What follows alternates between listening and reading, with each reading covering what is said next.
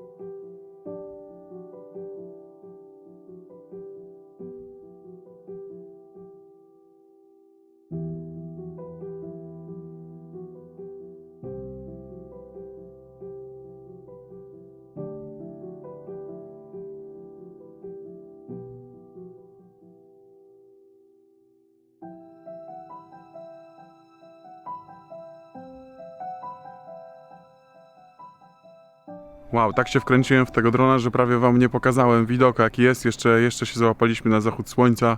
Wygląda tak. Naprawdę często nie doceniamy tego, co mamy w Europie, a mamy sporo. Zapytacie mnie, dlaczego akurat Chorwacja? No tak, może taki trochę oklepany kierunek. Bardzo dużo tutaj spotykamy w ogóle Polaków teraz. W sezonie jest tu pewnie jeszcze więcej ludzi z różnych nacji. Chorwacja dlatego, że jest poza Schengen, a ja z pewnego powodu musiałem wyjechać poza Schengen na minimum 40 dni, więc cóż, pomyśleliśmy sobie, że Chorwacja. Później zobaczyliśmy, że w Albanii, która jest może trochę bardziej hardkorowa, jest taniej i wynajęliśmy tam mieszkanie, jedziemy na południe Albanii. Z kim? No to wszystko opowiem w kolejnym odcinku Q&A, bo tak jak mówiłem, muszę trochę nadrobić Wasze zaległości, tych, którzy nie oglądają Insta Stories i Instagrama, gdzie są wszystkie szczegóły na temat tego, co się tam u mnie ostatnio działo. Wracając do tematu odcinka, czyli do zbiórki.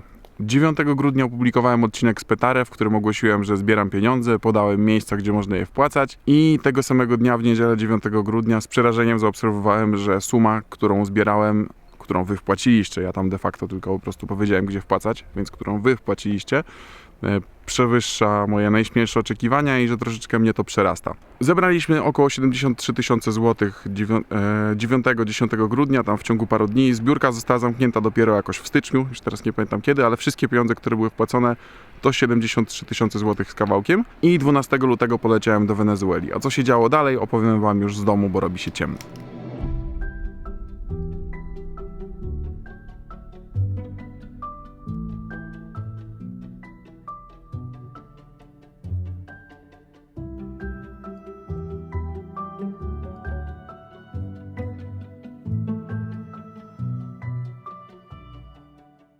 Dobar dan, czyli dzień dobry po serbsku, chorwacku, pewnie po bośniacku, bo to wszystko mniej więcej jest ten sam język. Miałem wczoraj kontynuować nagrywanie, ale uznałem, że przy sztucznym świetle w domu to nie ma sensu. Dzisiaj jesteśmy w Dubrowniku i będę kontynuował moje wywody. Ale najpierw pokażę wam, jakie mieszkanie udało nam się wynająć. Najpierw może otoczenie, bo jest naprawdę piękne. Tutaj jest taka fajna brama, a tam się idzie do nas. Wchodzimy do środka. Siema Ził, co tam sałaczka słychać u Ciebie? Więc tak to wygląda, tu jest taki przedsionek, jak widzicie. Tutaj zamierzam edytować odcinek, który obejrzycie. Tam jest widok na miasto, tu jest sypialnia z miejscówką też do pracy. Tu jest mała kuchnia, a tu jest mała łazienka z prysznicem. Czysto, to najważniejsze. Wynajem tego mieszkania na jeden dzień, bo jesteśmy tu tylko przez jeden dzień. Jutro jedziemy do Albanii, gdzie będę nagrywał Q&A. Kosztowało drogo, bo $70, ale Dubrownik jest drogi. Jak ktoś z Was podróżował po Chorwacji, to ogólnie Chorwacja nie należy już do tanich państw do podróżowania, mimo tego, że jest poza sezonem, a Dubrownik jest jeszcze moim zdaniem trochę droższy niż przeciętnie Chorwacja na wybrzeżu. Ok, zobaczmy, jak wygląda Dubrownik z drona, jeżeli się uda.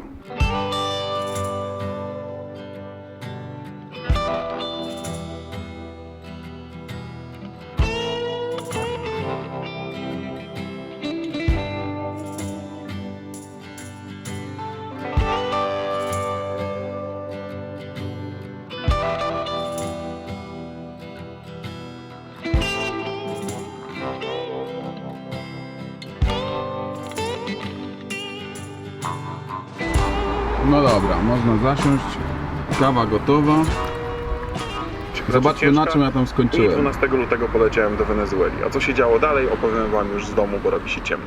Okej, czyli podsumowując, 12 lutego poleciałem do Wenezueli i praktycznie miesiąc zleciał tam na tym, że nie załatwiliśmy nic, dlatego że państwo nie za bardzo funkcjonowało. Po pierwsze było dużo protestów, Guaido wyjeżdżał, przyjeżdżał, kraj nie za bardzo działał. Później z kolei na początku marca, jak wiecie, wyłączyli prąd na 5-6 dni, no i po prostu miesiąc zleciał, ani nie udało mi się z tymi ludźmi spotkać z fundacji, nie udało nam się nic ustalić, ale po tym jak włączyli prąd, to się umówiliśmy na spotkanie i ostatecznie 13 marca otrzymałem propozycję wydatkowania pieniędzy, którą Wam niniejszym pokazuję. No więc moi drodzy, tak to wygląda. To jest ten mail z 13 marca. Tu jest załącznik w PDF-ie, to jest jego treść, a nas interesuje ta część. Mianowicie jest tu mowa o $19 500, bo mniej więcej tyle wtedy te złotówki zgromadzone po tamtym kursie wynosiły wtedy. I pierwsza część to jest jedzenie dla dzieci na 12 miesięcy. Koszt wyżywienia dziecka dziennie to $0,5. Dzieci jest $750 miesięcznie, rocznie $9000. $5915 to kupienie sprzętu przeróżnego do tej jadłodajni. Tutaj jest wszystko opisane, no między innymi 2 lodówki po 400 litrów i tak dalej, czyli to wynosi razem 9 plus 5 915, 14 915 i ostatnia część to jest remont. Znaczy tyle możemy wykorzystać i między innymi proponowali, żeby zrobić remont tej jadłodajni Kamili. No i tak to wyglądało, jeżeli chodzi o plany. Jeżeli chodzi o przelewy, jakie wykonałem, to wyglądało to tak. Tu mamy jaka suma była zgromadzona i tak. 20 marca przelałem $10 165, z czego było to jedzenie na 3 miesiące dla dzieciaków, wyposażenie 5915, o którym tam była mowa i $2000 przelałem na remont, w sumie tyle wyniósł przelew.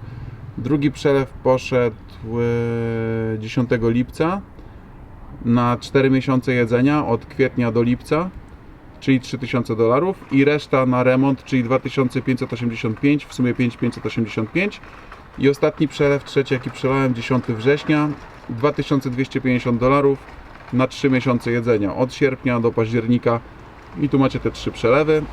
Zostało do przelania 4394 zł. Pomiędzy tymi sumami są koszty przelewów i koszty przelewu ekspresowego, bo wysyłałem to zawsze ekspresem, żeby jak najszybciej dostali pieniądze. A więc na dzisiaj mamy 4394 zł. Właśnie zauważyłem, że moje koszty tego nagrania będą chyba wysokie, bo poleciał mi, jestem ostatnim debilem na świecie, poleciał mi ten obiektyw na dół, tam. I widzę, że trochę porysowany jest, zaraz się okaże, czy on w ogóle jeszcze działa. A tani nie jest niestety. No zobaczymy. To jest ten obiektyw, w którym przed chwilą Wam nagrywałem monitor. Jeżeli jeszcze coś nim nagram później, to znaczy, że działa. Nie, no działa, spoko. Niezniszczalny Lumix 1235. Ale fart. Robią mocne te obiektywy, naprawdę. Wracając do naszej zbiórki, kochani. Nie tak sobie to w ogóle wszystko wymarzyłem i wymyśliłem. Idealnie byłoby, gdybym mógł sam przekazać te pieniądze i gdybym mógł tym zarządzać tam na miejscu, dysponować i tak dalej i w 100% mieć kontrolę, ale to niestety było niemożliwe.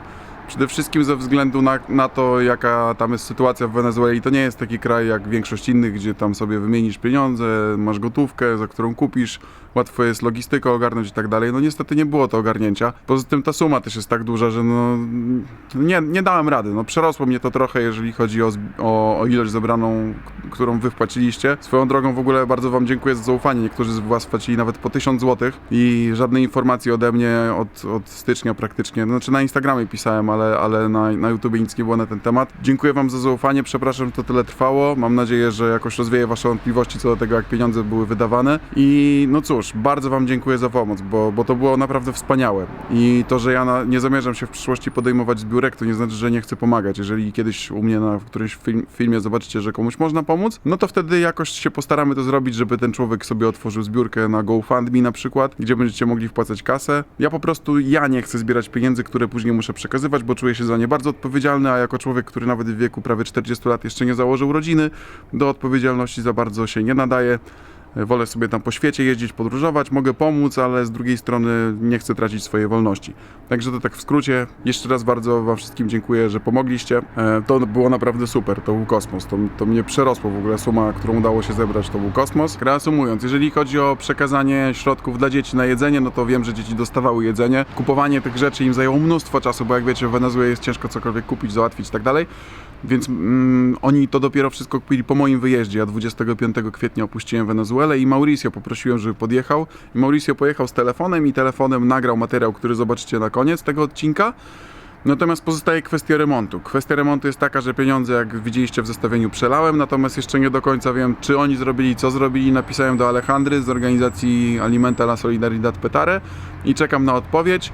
Mam nadzieję, że w 2020 roku polecę do Wenezueli. To jest takie moje ciche marzenie i wtedy będę mógł coś więcej na ten temat pokazać albo to nagrać. Wszystkie środki oprócz 4300 coś złotych, jak widzieliście, zostały przeze mnie przekazane fundacji. Szkoda, że nie udało mi się tego zrobić tak bezpośrednio, żebym po prostu tam był, kupował to i tak dalej. Wybaczcie mi, że się tego tak nie udało zrobić. Było to ponad moje siły i myślę, że ponad siły większości z nas, bo taki nie do końca standardowy kraj jest, jeżeli chodzi o załatwienie czegokolwiek. No cóż, ciężki to dla mnie odcinek, dlatego że duża odpowiedzialność, dużo pieniędzy i wiecie, no zawsze taki klimat się robi, a kasę zebrał, co zrobił, nie wiadomo gdzie jest, za co MacBooka sobie kupił i tak dalej, za co jeździ. Ja zawsze mam takie swoje paranoje, bo chcę być aż do sześcianu uczciwy i nie chcę, żeby jakikolwiek smród wokół mnie się kręcił w związku z kasą, a kasa, jak wiecie, powoduje często smród. No dobra, idę montować ten odcinek. Dzisiaj jest 21, czekajcie. Tak, jest sobota 21 września, więc jesteśmy całkiem na czasie z Bezplanu. Są 24 stopnie w Dubrowniku, więc Chorwację polecam wam nawet jeszcze pod koniec września. Jutro jedziemy do Albanii, do Tirany, gdzie nagram część Q&A, czyli odpowiedzi na wasze pytania, które mi zadawaliście. Później jedziemy na południe Albanii, gdzie dogram jeszcze dalszą część odpowiedzi na pytania, które zadawaliście i będę montował odcinki z paru krajów, o których wam opowiem. Śledźcie, obejrzyjcie Q&A, możecie się czegoś dowiedzieć, co będzie dalej, o czym będą odcinki, gdzie pojechałem, co nagrałem i tak dalej. A dzisiaj już wszystkim wam życzę miłego dnia, miłej niedzieli, czy kiedykolwiek będziecie to oglądali i zapraszam na obejrzenie materiału Mauricio. Trzymajcie się, cześć! Aquí están los muchachos trabajando, aquí recibimos los vegetales, el huevo, una bebida nutritiva, lactoquiana, y aquí están los 30 comedores que tenemos. Se distribuye los diferentes rubros por comedor. Entonces, el comedor, por ejemplo, la embajada, tiene que tener 5 kilos de granos, de arroz, de costilla, de queso. O sea, aquí está toda la comida que ellos pesan y distribuyen. Todo esto tiene que salir para los comedores. ¿Ves? Aquí tienes las zanahorias, cebolla, vegetales. Estamos hablando de las cuántos papas, niños, más o menos. 2.200 niños. 2.200 niños en 30 comedores en Sucre. La última vez que estuvimos con ellos Habían 15 comedores, ahora sí, tenemos el creo doble. que habían 1200 niños. Ahora Sí. tenemos el doble. Aquí tenemos, esto todo lo hemos conseguido por donaciones. Este fue uno de los freezers que compramos gracias al dinero que nos recolectó Bar. Aquí tenemos la carne ya lista para ser distribuida en cada uno de los comedores, el queso, Ok. y aquí tenemos más carne. Todo eso sale hoy y mañana para los 30 comedores. Aquí ya está listo por comedor lo que va, ya está pesado todo lo que va. Las verduras, las papas, la cebolla, cada uno de estos grupos es un comedor. Cuando llegue el camión del distribución. transporte, se monta primero desde el último comedor que se queda, o sea, por lo menos. Ahorita salió una ruta que fue Agua de Maíz, La Lucha, La Lira, El Chorrito, Valle Fresco y el Huinche. Ok.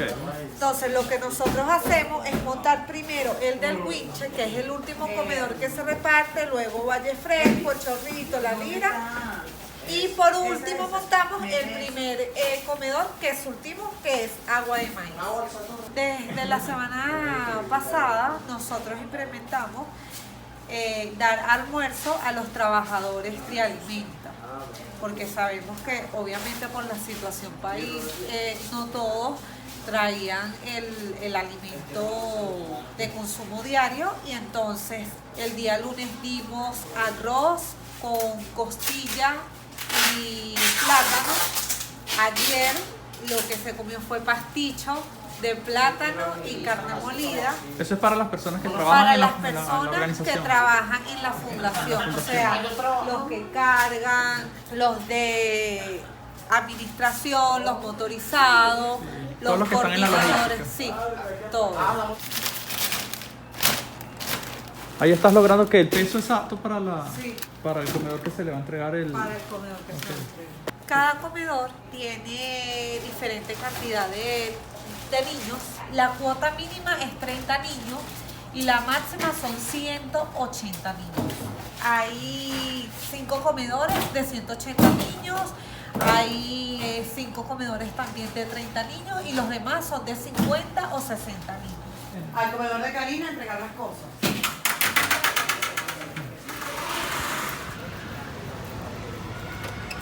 ¿Ya? Buena, ¿cómo estás? Junior, estamos listos. ¿Cómo estás?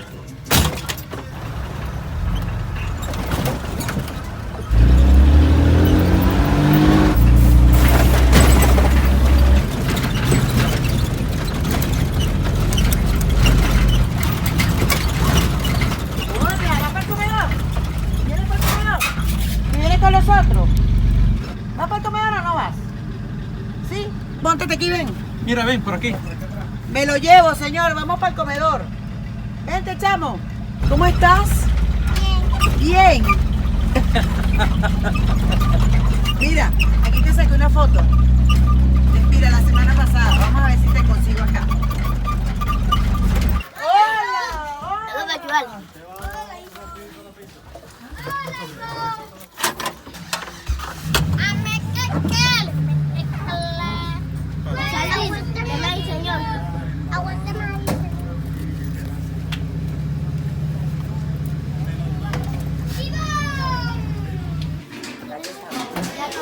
Una cocina eléctrica. Sí, una cocina eléctrica. Una cocina. Se me cayó ahí y cayó aquí. Hay 50, Karina. 50, papi. Adentro de la olla están los vasos.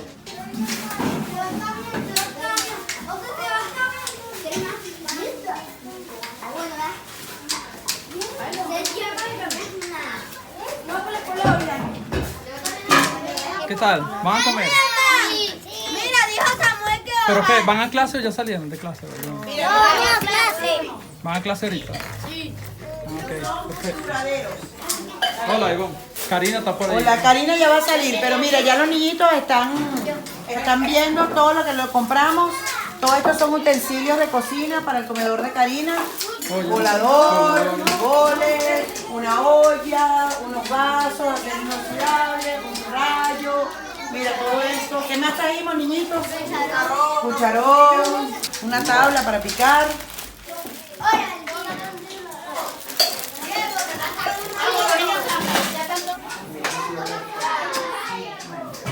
¿Qué te iba a decir eso?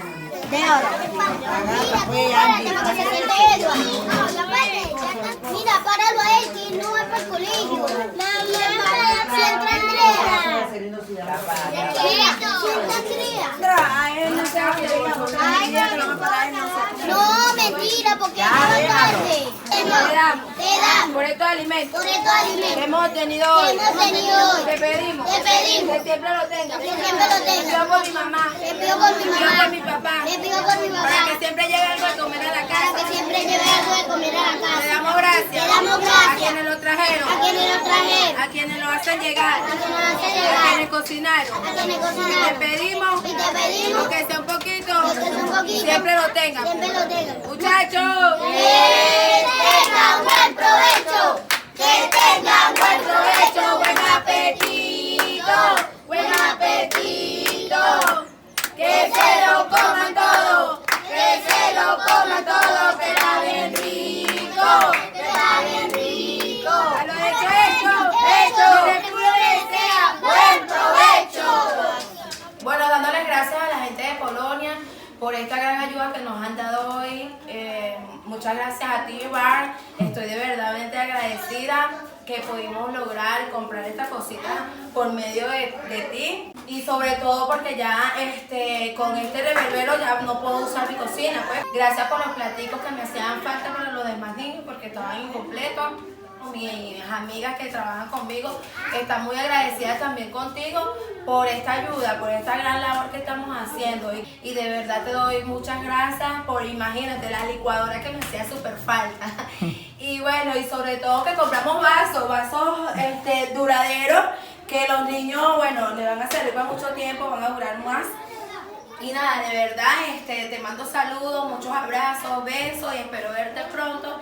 Y agradecida pues por esta gran labor. Se te quiere.